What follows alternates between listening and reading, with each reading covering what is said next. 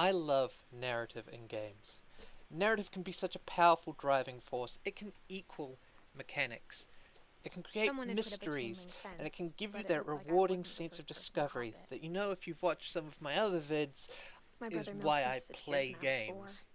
It was like the house And just nowhere is that swallowed him point up. illustrated more clearly than in the walking simulator, a genre often criticized for its lack of gameplay elements. And while something like Dear Esther may fail in the fact that it doesn't really do anything that could not be done in another form of entertainment, Edith Finch manages to create a moment that could not be replicated anywhere outside of an interactive experience. So our story begins on a boat, and if you were going in blind, you're likely to have no idea who you are, where you are, or what's going on. Looking down, we find ourselves holding a journal labelled Edith Finch, and upon opening it, narration begins to speak to us. On the second page, the first lines of the journal begin to glow, and we're taken into a second layer of story. And that's exactly what this is, a story. Your interactions with this world are largely passive, and at first, it seems as though this is going to fall into the common traps of this genre. It initially seems as though you simply drift through this world, triggering the occasional dialogue in a way very reminiscent of Dear Esther. It seems as though the game is going to tell you a story, and you're simply along for the ride. It's a matter of push and pull in storytelling.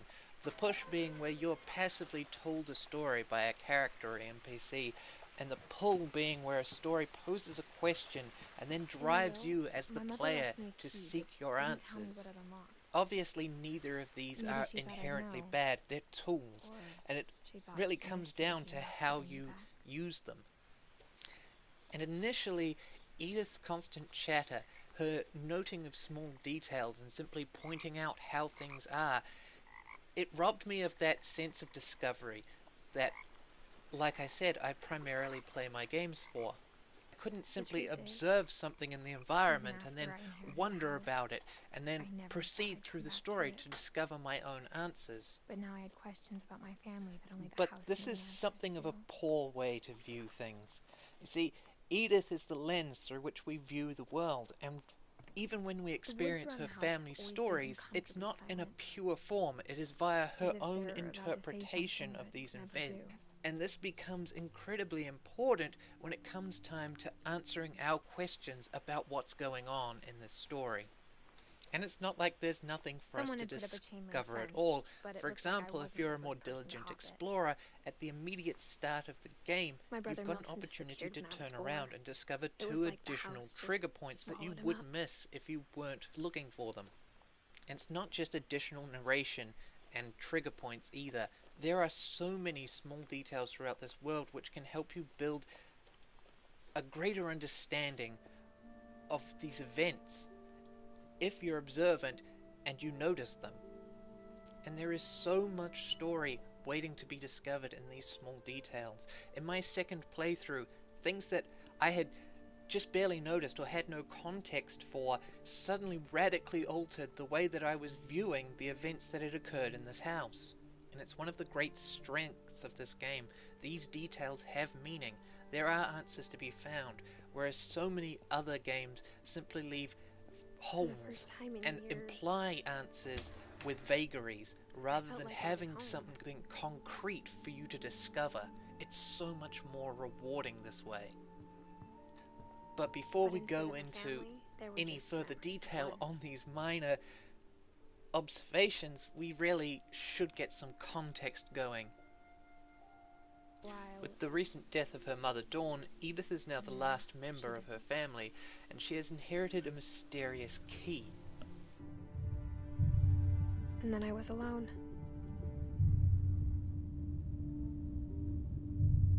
The last Finch left alive. With the recent death of her mother Dawn, Edith is now the last member of her family, and she has inherited a mysterious key. The story that we play through is a recounting of Edith's return to the Finch family home to understand the family's history, her mother's choices, and to make her own choices for the future. And it's here that I'll point out one of the first of those little details that you'll notice if you're observant. If you ever look down, you might notice that Edith is pregnant.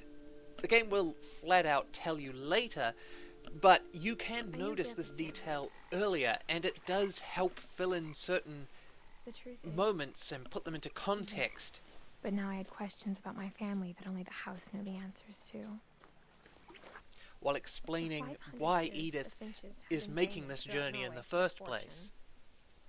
You see, the Finches are suffering under some vague family curse, one that cuts short the lives of its members, and they've been under its shadow for so long it's shaped who they are, it's become a part of them. The most obvious sign of this is the house.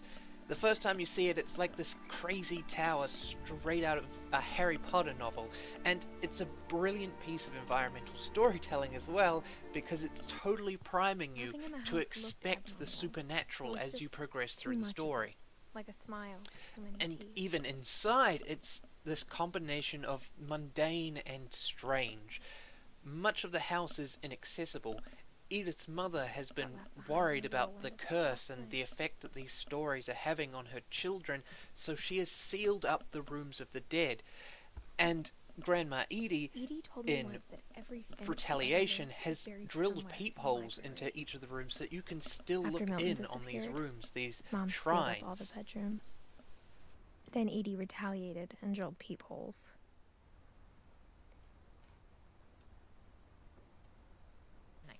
It's after a quick examination of the house that we discover what our mysterious key does, and it leads us to discover the stories of this withered family tree. And if you want to avoid spoilers, then now is the time to stop. The best part of this game kinda doesn't work if I've already told you about it, so yeah, stop here and come back later, because now we're going to go into each of these story fragments in a sort of logical order. Now it was time to find out what my mom had been afraid of. The passage that we open leads into our very first room, and it's one of the oldest in the house. It's worth noting that Edith has never set foot in this room before. I grew up looking at Molly's room through the peephole. Being inside for the first time, I felt like I'd stepped behind a painting. Now, when I say oldest in the house, I mean it's one of the first to have been locked down. While the room has been accessible and was only really sealed away by Edith's mother, it is frozen in time. A shrine, seemingly to celebrate the life of this lost child. But as we examine more of the details within, we find that it's more of a celebration of her death, a remembrance of the family's curse, rather than any remembrance of the life which has been lost. It's also here that we have our first story, and dive into a new layer, a story within a story. December 13th, 1947. Dear Diary, I'll be gone soon, but I wanted to tell somebody about what's gonna happen. It started when Mom sent me to bed without dinner. And so we relive the final moments of Molly's life. She's been sent to bed hungry and wakes up looking for something to eat. As she prowls around the room, she finds and consumes an old carrot from her gerbil cage, toothpaste and some berries. It's then that we hear a sound, and we head towards the window to find that there is a bird waiting for us. Now, I'd already seen what follows in this scene from a trailer, so I wasn't surprised, but given that the game has prompted you with this being the last moments of Molly's life, this could create a genuinely tense scene as you expect her to fall out of the window. Of course, instead of that, she turns into a cat and proceeds to chase the bird across the roof and treetops, gradually catching it and then immediately transforming into an owl. An owl, we fly around the countryside and continue to eat. In this case, we do it from a first-person perspective, and it's with rabbits. It's a very interesting scene, and honestly, it's not something that you're likely to see all that often. And then in the tree, all of a sudden, we turn into a shark. And I don't understand why we couldn't simply have transitioned to the shark falling maybe straight off a cliff into the water. This is one of the few complaints that I can level against this game. This section is awkward and it looks terrible. Nothing much else to say about that. From here we return to our first person eating simulator and continue to feed, chasing down several seals and consuming them before transforming once again, this time into a monster. This section is genuinely fun to play. You control a tentacle which you stretch ahead of you before dragging yourself after it, and you continue through a ship where you proceed to eat several sailors before finally scenting something on the air, something that you've just gotta have. After the last passenger, I was still hungry, and to cross the water we smelled something new, something I had to have, so I swam towards it. It's here that we enter into an old pipe, and after slithering our way up, we emerge into a very familiar looking room. At this point, I think it's fairly clear what's going to happen, and we take up the classic monster position under the bed before we return to becoming Molly once again. And suddenly, I was me again. I held my breath. Molly then, of course, proceeds to record this whole adventure in her diary, and then we return, once again, to Edith's perspective.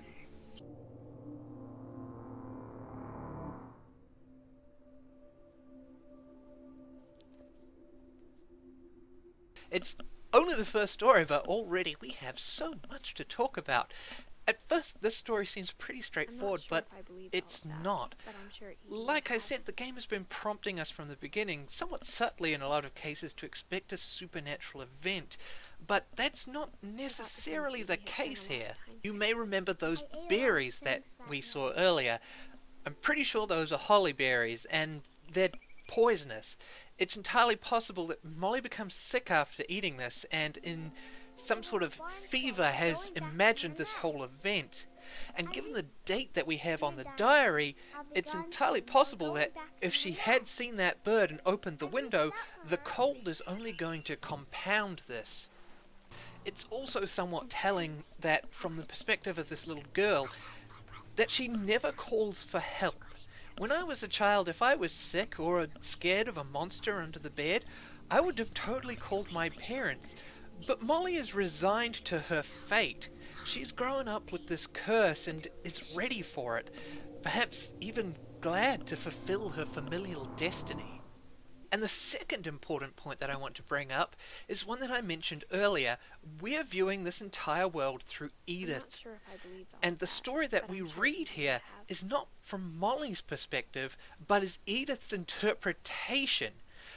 This introduces the notion of an unreliable narrator. For example, the story in Molly's diary never mentions what the monster looks like. It's Edith who fills in the gap and makes it this octopus-style thing. If we look around the room, there's a jellyfish octopus-style plushie sitting on the bed, but Molly's own pictures on the wall show that she's drawn sea serpents rather than necessarily octopus as her version of this monster. And this is a very important realization to make, whether you make it here or later on, is that we don't necessarily take everything at face value, but have to start looking at the details to figure out what's going on.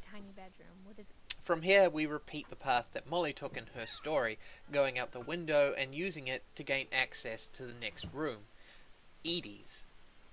This room is simply dripping with details, but there's a lot of it that we don't yet have a context for, so unfortunately we'll be skipping a large portion of what's in this room before returning to it later when we have that context.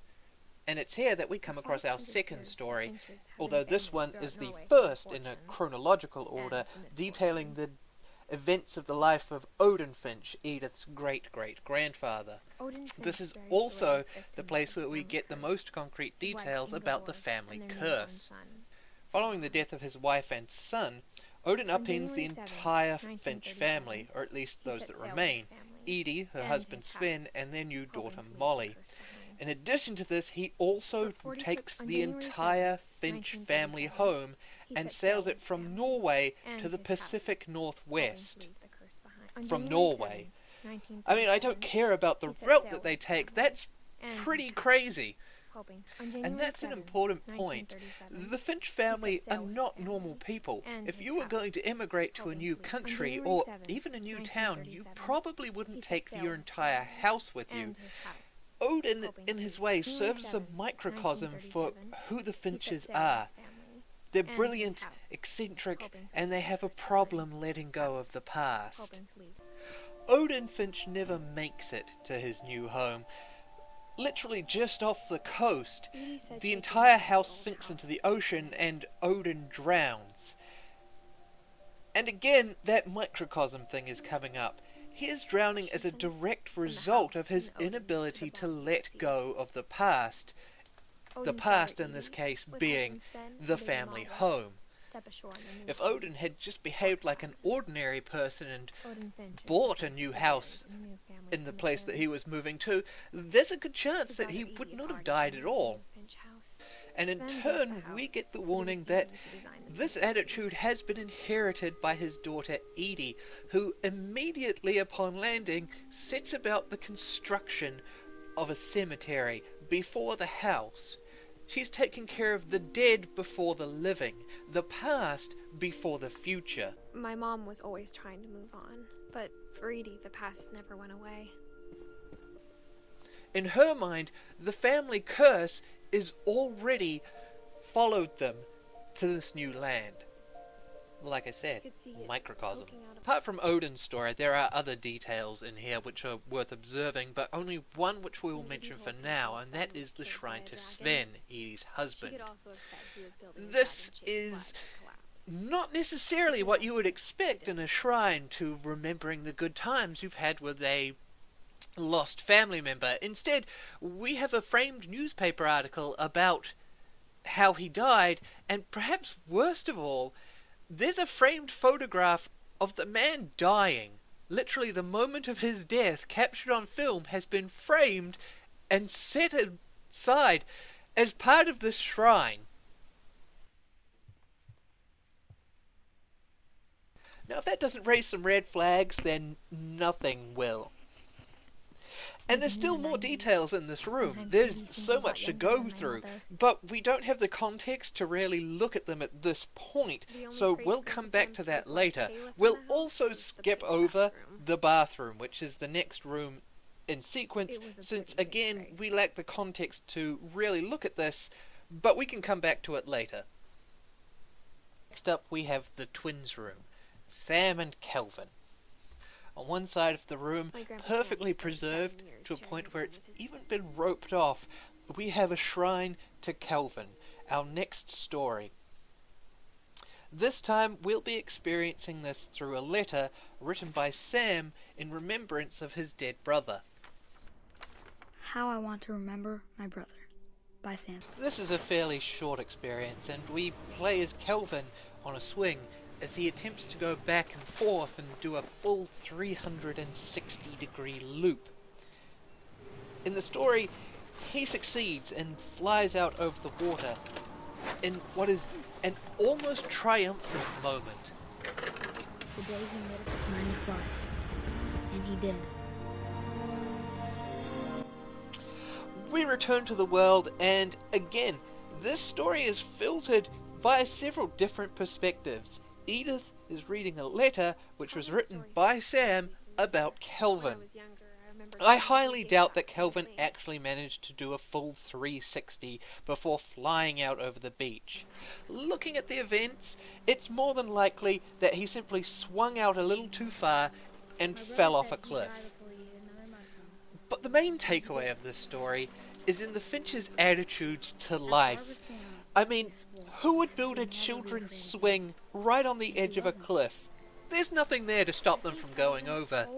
The fence is broken, and even if it weren't, it's likely that you would land on top of that and skewer yourself, so it's not exactly safe. There's also the details like Kelvin having a cast on his leg. Now, yes, we don't know if he's reckless from just this, and it might simply be one of those childhood injuries.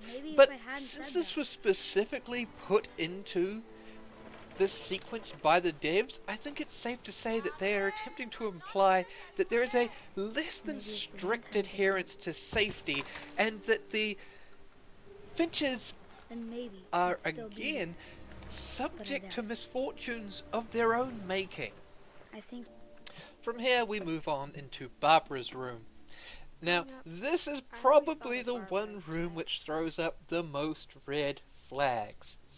Barbara is a former child star and probably the most famous Finch. Whenever people ask me about my family, the first thing they always want to know about is Barbara. Interestingly enough, this room has two shrines. One of them is to Barbara's fame and career, the sort of thing that you might expect from a memorial, and the second, as usual, is a shrine to her death, the centerpiece of which is a pulpy comic retelling the story of her final moments in a Tales of the Crypt Keeper style. So, as I said, Barbara is a child star, and she's somewhat of a washed-up one at that. She does, however, have a chance to rekindle her old fame by attending a horror movie convention. But she's somewhat out of practice, and her boyfriend has come over in order to help her rehearse. All of this, however, is interrupted when her father Sven is injured, and Barbara ends up having to look after her youngest brother Walter. From here, the story proceeds like an old B horror movie, complete with the fake-out jump scare where the boyfriend attempts to frighten her in order to get her back on track with a trademark scream. You take control in several of these sequences and end up fighting off a hook man who has invaded the house.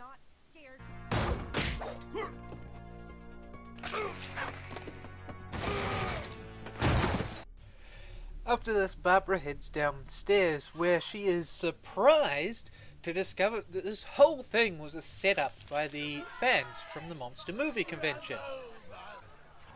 This is immediately followed by the big twist, namely that these monsters aren't wearing costumes, they're actual real movie monsters, and they kill her, but not before she manages to pull off one last performance.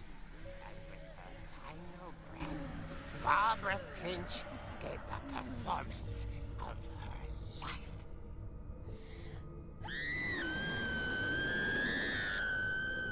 I wasn't there myself. After all this, her boyfriend goes missing, and it is revealed that Walter had been hiding under his bed the entire time. The police come and investigate, but the only thing that they can find for Barbara is her severed ear. And the story ends with a really bad pun. That's what I call a real eerie tale.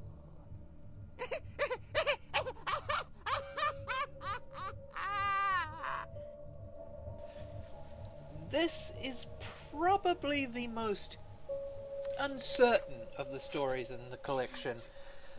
With all of the others, we can be at least fairly certain with what happened leading up to the event of their death. But with this one, there's nothing really here to tell us exactly what occurred. The story implies that her boyfriend, who has gone missing afterwards, may be the culprit involved here, but again, we can't be sure. What we can be sure of, however, is the involvement of a member of the Finch family in the production of this comic. There's a number of details within this comic which are not available to the general public, and therefore imply that a Finch family member must be involved. The biggest one of these is that the music box downstairs contains a key that is needed to progress the story and open the basement. But aha, I hear you say. You may be assuming that it is entirely reasonable to assume that this is just some gamey sequence. It's a way to gate off the basement to prevent you from sequence breaking. And it is, but there are other details within the story which are present in the house, in the form of, say, a broken railing where the hook man fell. Or the fact that the entire house's layout is accurate, including secret passages that link Walter's room to Molly's. There's no way that the comics writers could know about this unless someone from the family had told them. As for what that implies, we'll come back to that. With the discovery that the music box contains the key, we can now enter the basement. Edith mentions that the basement was always off limits to her and her brothers as they grew up. Mom always told me to stay out of the basement, so I wasn't too surprised when the key didn't fit. And that on occasion she would see Edie sneaking down there with packages.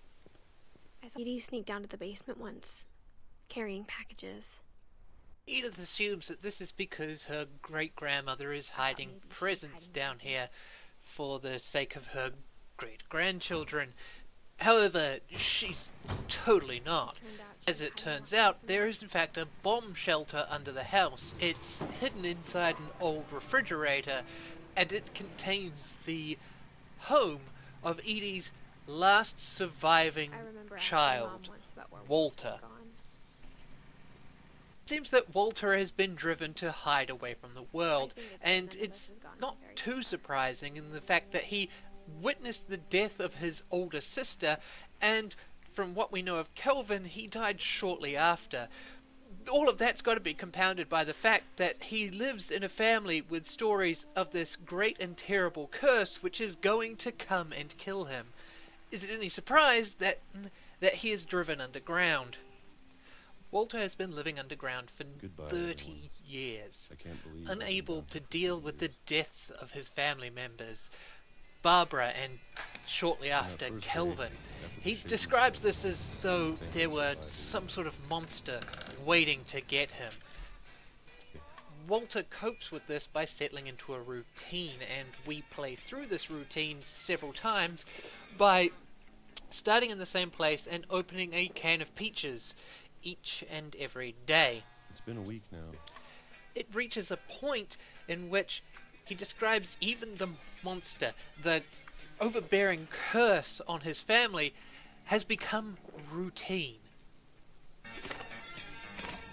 Even a monster on the other side of the door starts to feel normal. Almost friendly.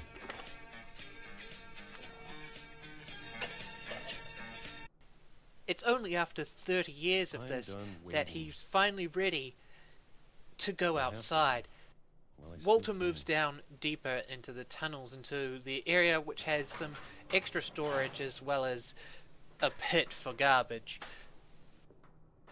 It's also in this sequence, which is probably my favorite use of the subtitles in this entire thing, where you hammer your way through the wall and the word swing in and out. Even if it kills me. But I need to stop. Walter steps out of the darkness and into a train tunnel. At the end, there's light, and the music swells. He's ready. His newfound hope, his desire to finally live instead of simply living. It's a powerful scene, and having played through the game twice, it got me each time. Especially because I knew what was coming, and I'm a total sucker for these sorts of sequences. I'd be happy with one new day. I can already imagine the sun on my face.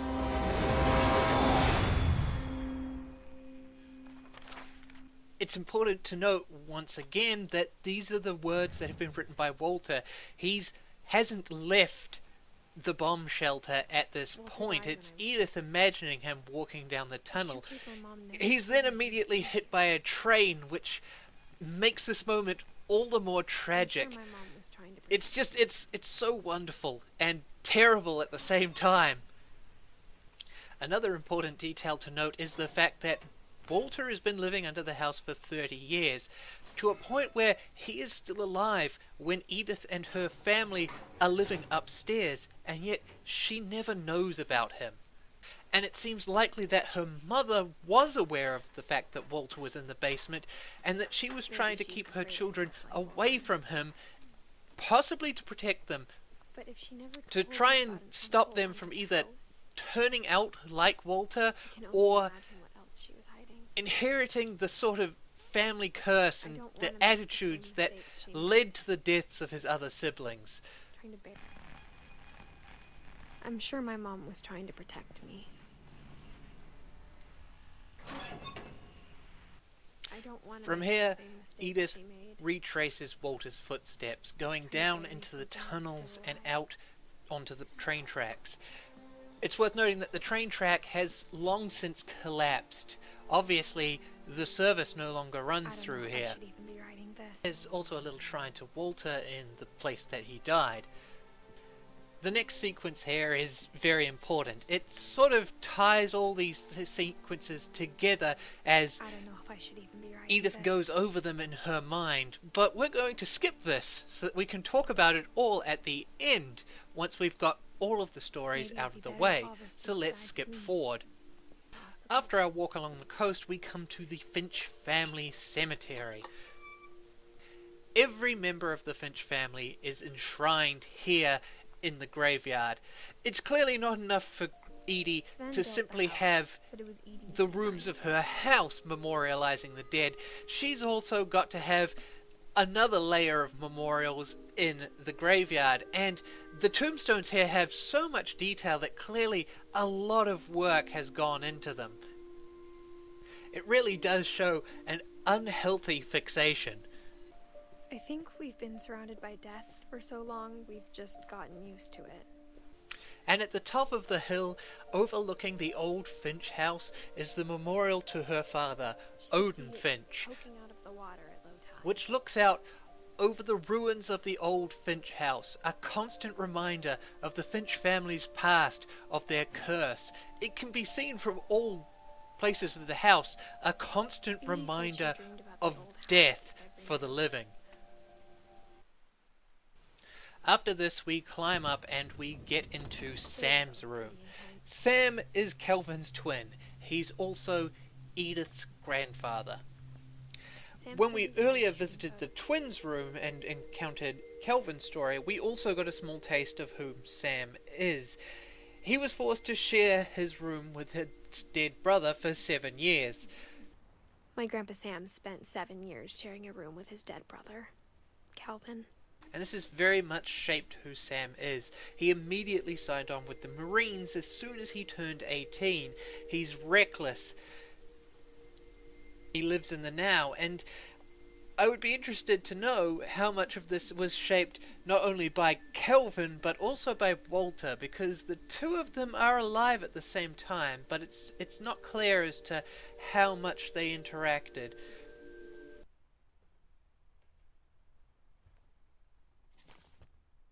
Sam's story then recounts a camping trip in which we play the part of a camera recording the events from the perspective of the two people on the trip.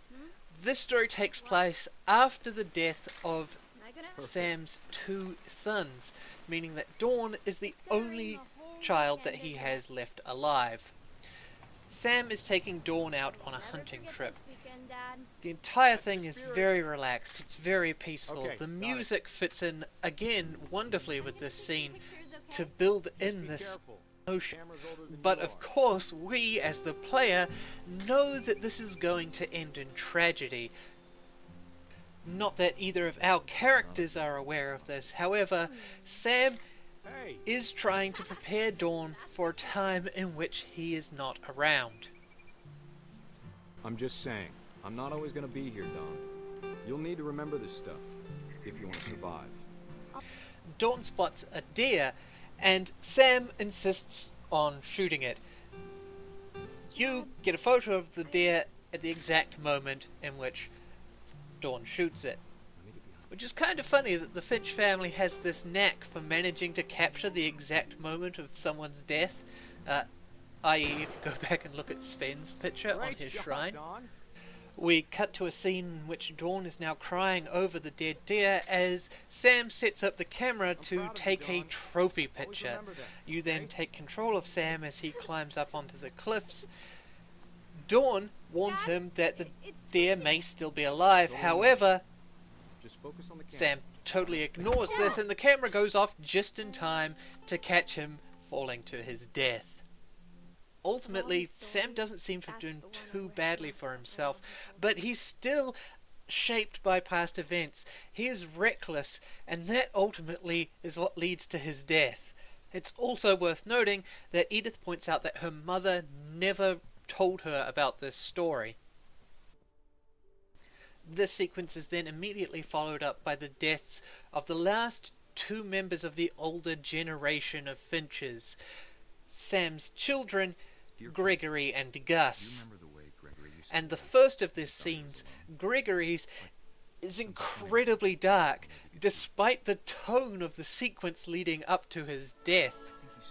Gregory, you see, drowned in the bathtub as a baby, and the entire following sequence is taking the form of a letter written by Sam to his wife Kay, trying to help her get over the death of their son.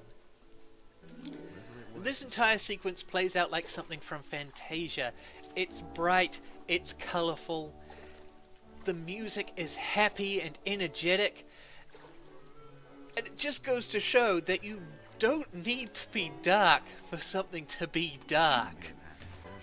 The entire sequence then wraps up with this bright and colourful underwater scene in which Gregory swims amongst his toys down towards the plug hole. There's even the scene which is absolutely terrible, and that's what makes it so great, where Gregory turns and you begin to swim upwards before ultimately being dragged back down to your death. I'm sure he's happy. And he'd want you to be happy too. Good luck, Kay. Love, Sam. Now, this entire letter has a conciliatory, comforting tone to it. It's an attempt by Sam to tell his wife that it wasn't her fault. But it totally is her fault. You don't leave a baby in the bath. I mean, even if the tap hadn't turned on, there's just you only need enough water to cover their face and they're dead. That's so basic. A child knows that. Children know that. That's... ugh. And if you were thinking for some reason that maybe this would be a lesson for Sam to learn from so that he would take better care of his other children, you'd be wrong. Because almost immediately we're into the story of Gus, Sam's second son, and his death. If for any reason you had thought that maybe such a tragedy would cause Sam to take better care of his remaining children, you'd be wrong. It seems that the constant deaths within the family, this constant tragedy, has inured the Finch family from any form of caution or care or reflection on the mistakes of the past that lead into this.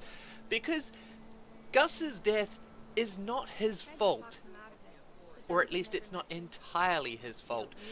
Gus is ultimately killed by the fact that he is a stubborn teenager and is left out to fly a kite in a storm because he refuses to take part in his father's second wedding. And it's pretty obvious that Sam is not too happy about this. Now, during this sequence we play the part of a kite, which we steer around throughout the events. And as the wind and the storm picks up, we collect up both the letters and subtitles, as well as various pieces of debris throughout the area, chairs and tables and pennants and other such junk. Gus is stubbornly out here this entire time as things progressively get worse, But Sam is determined to ignore this problem, and rather than deal with his son like you might expect, he instead insists on just ignoring the problem. The thunder sounded much too close and full of angry power. But all my father said to this was, "Make the music louder." The storm worsens and the wind picks up. We collect even more debris. We pick up the tent, and it's dragged out through the wind as things really intensify before ultimately, and this is slightly unclear, I believe the totem pole is knocked over by the collected debris and crushes Gus. And this would be evidenced by the fact that when we were on the beach earlier, after Walter's story, we find in the spot where Gus died, the family totem pole has fallen over onto that spot. So now both of Sam's sons are gone, and by the dates in his own story, we know that he soon follows after them. And now also Dawn is the last remaining Finch in her generation. She moves out of her brother's room and up into the loft, which, it should be noted, still overlooks the room which memorializes her dead brothers. Ultimately, she's driven to leave home, and she heads to India to do some charity work where she meets Edith's father, Sanjay. Now, I'm not entirely clear on the reasons why Dawn leaves the Finch house. Her father, Sam, is fairly obvious. He enlists immediately when he turns 18 because he has been forced to share a bedroom which memorializes his dead brother. And Dawn is in a similar position, but also somewhat different. And it could be argued either way as an escape or a determination to do something with her life, given the fact that the Finches' lives seem to be so short. It's kinda hard to tell. However, what we do know is that when her husband dies, Dawn doesn't have anywhere else to go, and so she brings her 3 children, Edith, Milton, and Lewis, home to the Finch house. And at first, everything seems fine, or as normal as you can kind of have with the Finches. Again, we can point out things which we've already pointed out ad nauseum. The fact that the Finches have a hard time letting go of the past, mostly in this case in the form of the massive tower which is jutting out to the top of the house. These are the rooms built to accommodate the newest generation of the Finch family, and yeah, it's not normal. Obviously, under normal circumstances, you would clear out one of the old rooms, one that's not used anymore. The past makes way for the present, makes way for the future. The dead make way for the living. Not the case with the Finches. And yes, now it is time for tragedy to strike once again, and this time in the new generation of Finches, when Milton Finch, Edith's brother, disappears. My brother Milton disappeared when I was 4. It was like the house just swallowed him up. And this is a massively important point for Dawn's character. Dawn clearly sees the effect that this family curse, these legends, have had in shaping the family and their continued tragedy. But Milton doesn't die, he disappears, and this is the most important part, because it means that Dawn is trapped. She cannot leave. She can't take her remaining children and make a clean break, because she has to hold on in the hopes that Milton will return. We never found Milton's body, so my mom insisted we were putting up a monument, not a tombstone. Even Edith herself sees this as the beginning of the end.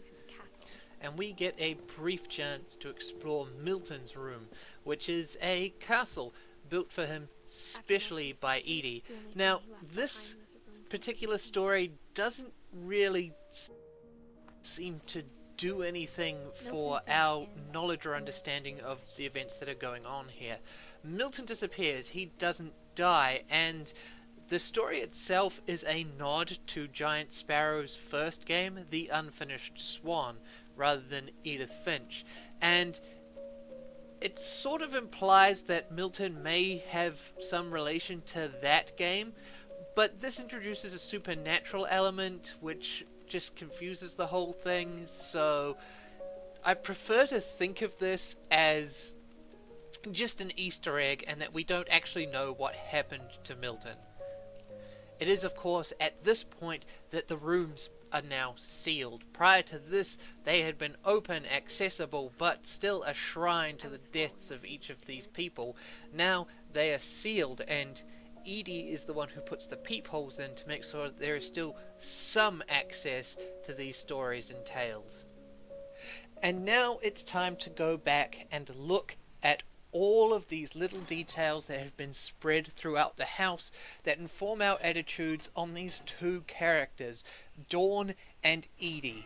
We have experienced this entire story via the lens that is Edith and her perceptions and memories of these events.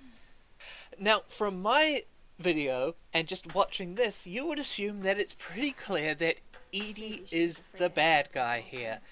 But because we perceive everything through Edith's point of view, and Edith's point of view is coloured by her memories as a child, we see Edie in a far more positive light, and we see Dawn in a more negative light. Dawn is strict, she's overbearing, and she just wants to protect her children, but they don't understand this as children. They only see the restrictions without understanding the reasons behind it. Edie, on the other hand, wants to share with them the family history and these exciting stories and all of this stuff, and she's the fun and interesting great-grandmother, and unlike their strict and protective mother, she's a lot more easygoing. And it makes it easy to understand why, as a child, Edith would prefer her grandmother, and how this, in turn, because we see everything via Edith, colours our own perspective on Edie and Dawn until we take the time to look through all the details. And we've probably already seen enough details to convince us that Edie is messed up, but let's go and add some icing to this cake with the following details. In each of the rooms there is, of course, a memorial, and each of these memorials has a hand-painted portrait by Edie. There's even one in progress for Lewis in Edie's room. And in the basement, a room which only Edie seemed to access, there is a pile of these cut logs ready to go for new portraitures, for new memorials. It's also worth mentioning here that Sven's portrait is different, despite the fact that it's not the oldest memorial. It comes somewhere in the middle, and it's the only one that's like this. It's possible that that might be because he's not a Finch by blood. There is also a new peephole which is being prepared in the garage. It's one of the first things that you'll notice, and it's so early on that you don't yet know what these peepholes are or what they're for to put them in context. This new peephole is getting ready despite the fact that all the rooms have already been sealed and already have peepholes, including Lewis's room, who we have not yet discussed, and Edie's own bedroom. So who is this for? And isn't it awfully forward to be getting something ready in case more of your family members die? Then there are a number of articles all framed up and on the walls in Edie's bedroom. One of these is about her refusing to leave due to a forest fire, and the other one is about a mole man living underneath the Finch house. It seems that Edie thrives on notoriety, and there has been something of a dry spell for a while there with the dead family members. So she spread rumours about her own son, Walter, who is at this time living under the house in a rather sad and broken state. And that also brings up Barbara's comic book. Now, Edith, at the end of reading it, comments that maybe it was a net positive because Barbara had wanted a return to fame and stardom, and this comic book could have provided that, therefore also prompting Edie to include it in her memorial. However, it seems far more likely, given the other details, that this comic book is here because it increases the notoriety of the Finch family, and that's the thing that Edie craves more than memorializing or remembering her own children. And I could literally go on and on with these details, but I'll finish it up with one last one about the bathroom that we skipped earlier. It's filled with bath toys, namely those from Greg's death scene. Now, since I've said in the past that we perceive all of these additional stories through Edith's imagination or point of view, it may be entirely possible that she's seeing her own childhood toys here, substituting them in via Greg's point of view. However, if we go up to Greg's crib in the boys' room, we'll see that there's a lot of the same stuff, including the bubble bath that was used when he drowned. But, most importantly, the sealed bathroom has a peephole, and that peephole is labelled Greg. It's not that Greg lived in the bathroom that's important here, it's the fact that this is where he died. That's what they're memorializing, what they're remembering. His death rather than his life. Every house had peepholes and sealed rooms you weren't allowed inside of. Okay, and that's that, so let's move on. And now we can move on to the final story, and the entire reason that I was making this video in the first place. Lewis's story. Lewis is the oldest of Dawn's children, and unlike his sister, he was never protected from Edie's stories. The rooms in the house were never sealed up until after Milton disappeared, and being the eldest brother, Lewis had plenty of time to be exposed to the Finch family history. It's here that we find a letter addressed to Dawn from a psychiatrist relating back the events that have led to Lewis's death. It's probably the most powerful story out of the lot. It's incredibly relatable. In order to help normalize his life, Dawn has gotten Lewis a job at the local cannery, and it's a very monotonous and boring job. For our part, we take control of Lewis as he does his day-to-day tasks. He picks up fish, he beheads them, and then slides them along onto a conveyor belt, repeating this over and over again.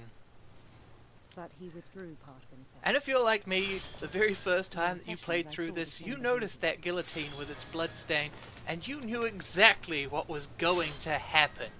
To make this even more exciting, you get the chance to play through Lewis's daydreams while simultaneously continuing to behead fish.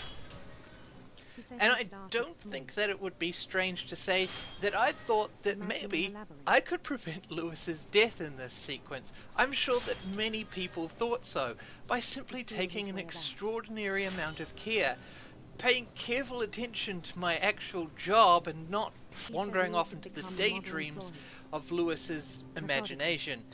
But Lewis's fantasy world grows in complexity, and not just complexity, but size, gradually expanding to cover more and more of the screen, making it harder to focus on your mundane tasks. The very first time that I played through this sequence, as his fantasy world became richer and more detailed and more distracting, I actually stopped. I stopped processing those fish. I thought, surely if I do nothing, then I can prevent him from cutting off his hand. Doing nothing will keep this man alive. It's safer. It's better that way. Just directly after I had sort of admonished Walter for doing the same thing. Come on, guy. You gotta live. You can't just sit back and not do anything. That would be a waste of time. Gotta press forward no matter what obstacles are in your way. And I think that was one of the best moments about this game. Sure, not everyone's going to experience that, but when it clicked like that for me, it was fantastic, because that's the sort of experience you can't get outside of an interactive narrative. So much more here than just the trap of falling into Walter's thinking and the parallels there. It shows how dangerous Edie's stories are. Here is a man who has grown up on tales of a great-grandfather who sailed a house across the ocean, a great-aunt who was eaten by a sea monster. I'm sure that Edie's tales weren't those of tragedy, but embellished tales that made everything seem so much grander and more exciting. And as the become something grandeur greater of than his it. imagination swells, we're dragged back into reality. From this bright and exciting world into a dull and grey place. I think it pained him to remember Lewis, the cannery worker. And then we come into the cannery where Lewis is still working, and we get a chance to see him as he sees himself. He began. And if you go over to him, he's still there, repeating the same action over and over again.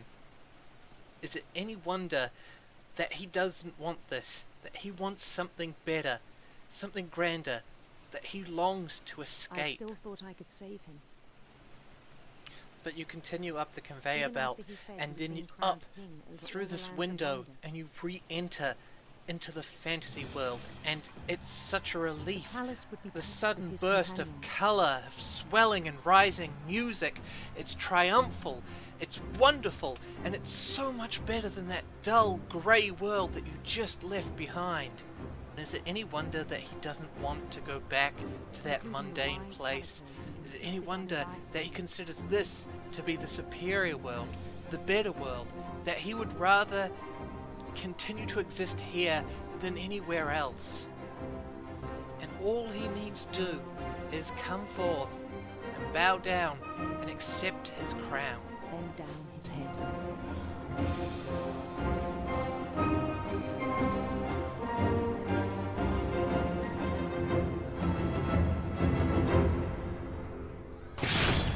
And the rest I think you know.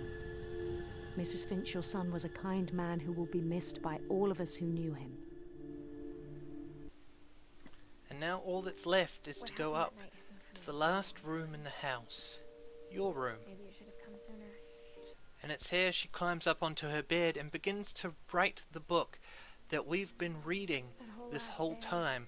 Edie just watched his pack and didn't say a word. From here we play through the last night in the house, right after Until supper, Lewis's when she funeral. raised her glass and For said, Dawn, this must be a particularly painful To our moment. final Her night oldest together, son has died, and all our now final I nights. think she must finally accept Grandma, that Milton you know is what I never said coming about back. alcohol. It's Some of time your to move medications on. are very specific. I left the present. But Grandma in Edie the still hall. refuses Why to don't move you? on, to let go of the past. Grown-ups have to argue now. I'm sorry, you're right. We're all leaving tomorrow. Let's just enjoy our last... I'm not leaving. Edith, you're excused. From here we go out to find the present which was promised to us by Grandma Edie, and there's a passage which opens up and allows us to get into the library. From here we can progress in and overhear some of the conversation, the argument between Dawn and Edie, before we find Edie's story. At first it seems like it's going to be like any other story in the game and is going to progress in exactly the same way. There's been an earthquake out at sea and the tide has receded to a point where you can now get to the old house. Last time to them. We make our way all the way out to the old house, and in a moment of transformation it is restored to a pristine state, and it seems like we'll get the opportunity to Things explore it. I can't explain, but that I And need then you to suddenly it's all literally ripped away from us by Dawn. Edith! Mom, you're gonna rip it! Let go! Edith and Dawn I leave never the saw house, Grandma Edie and again. Edie remains behind to die alone. Time passes, and it's Dawn's turn to pass away from She got some better for a vague while. sickness. And then it's immediately followed by a birth scene, and you probably know where this is going at this point. It's strongly implied that Edith dies in childbirth, Things didn't work and out then that way. we finish the story and return to the first layer, the boy on the boat with the journal. This is where your story begins. I'm sorry I won't be there to see it. It's a lot to ask, but I don't want you to be sad that I'm gone. I want you to be amazed that any of us ever had a chance to be here at all. Good luck.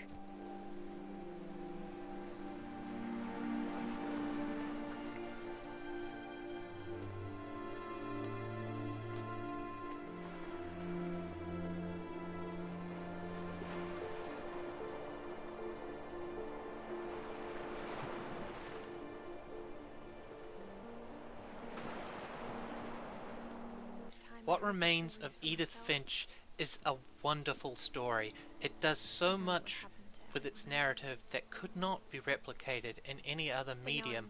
It leaves plenty of space for the player to find their own answers, while providing the details and clues for you to discover those answers, rather than simply assume or make up your own.